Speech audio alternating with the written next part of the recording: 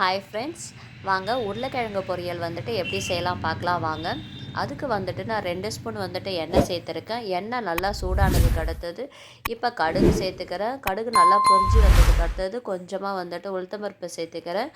இப்போ ஒரு வெங்காயம் வந்துட்டு பொடியாக கட் பண்ணி எடுத்திருக்கேன், அது இது கூட சேர்த்துக்கிறேன். வெங்காயம் லைட்டாக வதங்கினா போதும். அதுக்கு அடுத்தது 4 உருளைக்கிழங்கு வந்துட்டு பொடியாக கட் பண்ணி எடுத்திருக்கேன், அது இது கூட சேர்த்துக்கிறேன். இப்போ வந்து 1/4 ஸ்பூன் வந்துட்டு மஞ்சள்தூள் சேர்த்துக்கிறேன். இது நல்லா இப்போ மிக்ஸ் பண்ணிவிட்டு இப்போ தேவையான அளவு வந்துட்டு நான் உப்பு சேர்த்துக்கிறேன். இது நல்லா மிக்ஸ் பண்ணி விட்டுட்டு இது மூடி போட்டு வேக வச்சுக்கலாம் நம்ம.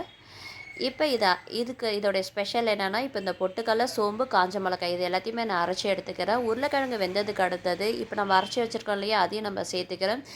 இந்த மாதிரி நீங்கள் ட்ரை பண்ணி பாருங்கள், நல்லாயிருக்கும் டேஸ்ட்டு. எப்பயுமே ஒரே மாதிரி செய்யாமல் இந்த மாதிரி ட்ரை பண்ணி பாருங்கள். இது எல்லாத்துக்குமே வந்துட்டு நம்ம பொரியல் வந்துட்டு செஞ்சு சாப்பிட்லாம். சாம்பாருக்கு, ரசத்துக்கு, இப்போ வந்து தயிர் சாதம் எல்லாத்துக்குமே இதை சேர்த்துக்கலாம். நல்லாயிருக்கும் இதோட டேஸ்ட்டு. ட்ரை பண்ணி பார்த்துட்டு கமெண்ட்ஸை சொல்லுங்கள். மறக்காமல் இந்த சேனலை சப்ஸ்கிரைப் பண்ணுங்கள். Thank you friends.